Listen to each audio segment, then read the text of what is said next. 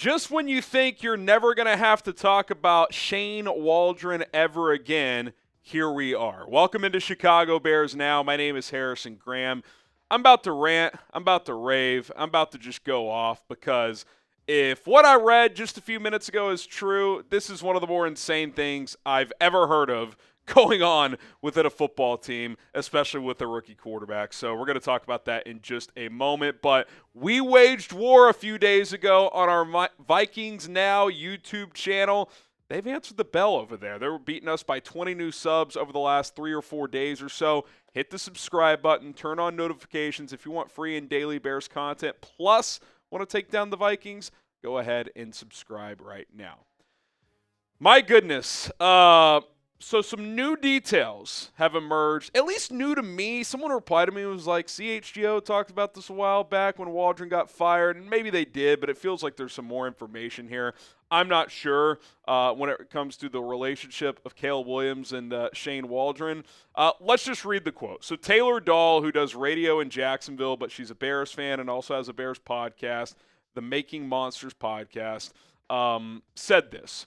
Reportedly before Waldron was fired, Caleb Williams had to seek outside resources to review film because Waldron was not doing it with him. Williams even went as far as creating his own film study room to make up for a lack of coaching from Waldron. I don't even know what to say to that other than if that's true even partially, think about how insane that is. The offensive coordinator is not watching film with Caleb Williams, so is he like alienating Caleb, or does he have his own process where he just watches it himself and the player is supposed to figure it out on his own? He's a rookie quarterback. They hired you to develop him, and obviously we know he was incapable of doing that, which is why they had to fire him, but it's just shocking thinking back in the last 12 months how on earth this guy became the Bears offensive coordinator. They interviewed 9 guys, several of which went on to have great seasons. Liam Cohen with the Bucs, who's now a head coach. Cliff Kingsbury with the Commanders, who did unbelievable with Jaden Daniels and had a prior relationship with Caleb Williams. Even Zach Robinson and Clint Kubiak did much better in their stops. And Matt Eberflus, and I'm not sure how much influence with Ryan Poles, I don't think you can completely hide him from this, decided that this was the best option. And look, from an outsider's perspective, I liked it from the sense of he had been calling plays for 3 years and at least had a somewhat good level of success. I wanted a proven guy because the first-time play caller with Luke Getsy didn't work, but I'm not in the interviews. I'm not talking to these guys. I'm not calling people around Shane Waldron and getting resources and getting references. How did they not figure out that this was going to be an absolute disaster?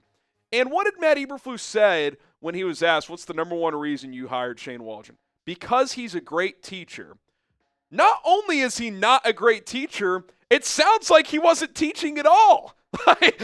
He not only was he bad at being an offensive coordinator, he didn't even review film with Caleb. Isn't that the definition of teaching? So I don't even know if you could call him a teacher. He was just a mercenary. I don't know what to make of this other than to just think back of how in the motherfuck, excuse my language, did Shane Waldron become the Bears offensive coordinator? I mean, he had to create his own film study room because Waldron wasn't coaching him. Just repeat the phrase to yourself. I don't know the full truth. Who knows if we ever will. But even if 20% of that is true, that is just an unbelievable – because we've heard breadcrumbs in the last few months. Issues dating back to OTAs with Waldron connecting with players and installing the offense, yada, yada. I mean, clearly there were issues. We knew that from the first game. But, man, the more time goes on, you're like, is this the worst hire in the history of sports? For a guy who, this is, outside of a head coach, you could argue this is the most important hire last offseason for any team. Hey, you are tasked with developing the number one pick in a city that has never been able to develop a quarterback. Not only did you not develop him, it sounds like it's the worst hire of all time.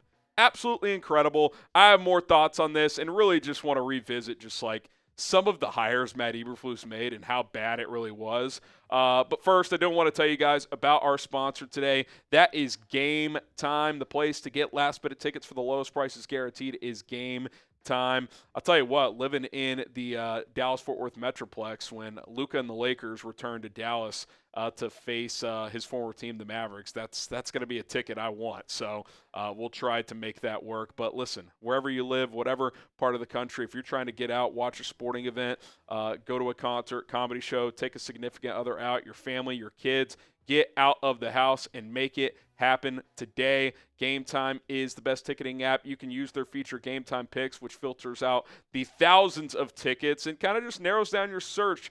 You can find tickets within your price range in a timely manner and go ahead and purchase those. You can toggle on all-in pricing. That way you're not caught off guard at checkout with any potential fees. Views from the seats, tons of other benefits to getting your tickets with Game Time as well. Check out Game Time today. Download the app, create a account, and then use the promo code CHATSPORTS, all one word, CHATSPORTS, to get $20 off your first purchase only. Terms do apply. Shout out to Game Time. Last minute tickets, lowest prices guaranteed.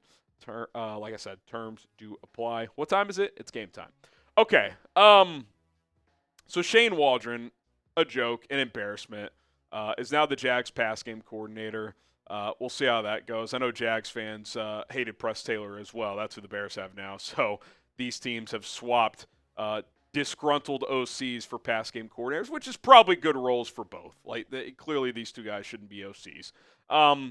But just revisiting Matt Eberflus and some of the coaches he brought in, it really is remarkable when you think about it.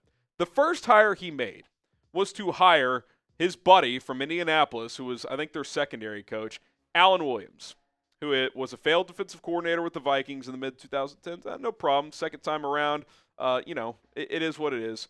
He gets fired one game into his second season, or resigned. I think they let him resign. Rumors of an FBI, what's the word I'm looking for? Investigation. FBI getting involved. We still don't know what happened there. I mean, what was Alan Williams up to? I haven't heard his name since then.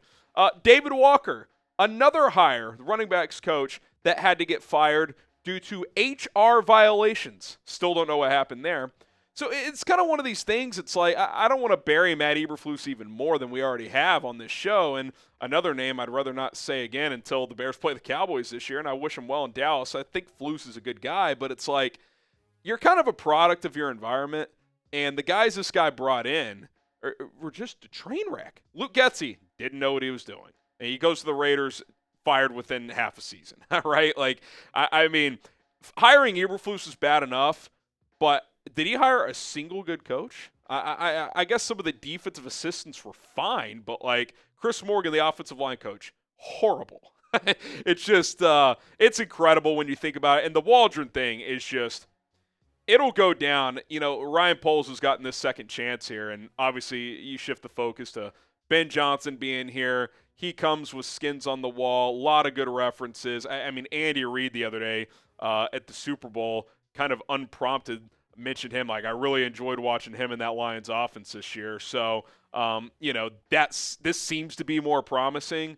But my God, you could only go up. I mean, it's about as bad is a stat. I think the last 3 years, you could argue, worst coaching staff ever assembled. And I know some guys were in and out, but man, some of the worst coaching, and especially with the breadcrumbs you're hearing behind the scenes that continue to leak out, he didn't watch film with the quarterback. I don't want to beat a dead horse, but like, what the fuck is that? Absolutely unbelievable. All right, I think that's enough on Shane Waldron. I'd say, I guess I don't wish ill will, but Jesus. I mean, we'll see how that goes in Jacksonville as a pass game coordinator. What's your one-word reaction to this?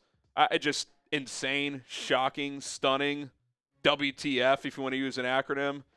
I mean, you just hope that there wasn't irreparable damage done. I think Caleb's too talented and too tough for that to be the case, but for everybody that wants to drag this guy down for having an up-and-down rookie season, and I'm not saying he's, like, devoid of any shortcoming. He certainly could have played better, but, I mean, he had a coach that didn't even review film with him, it sounds like. Just insane.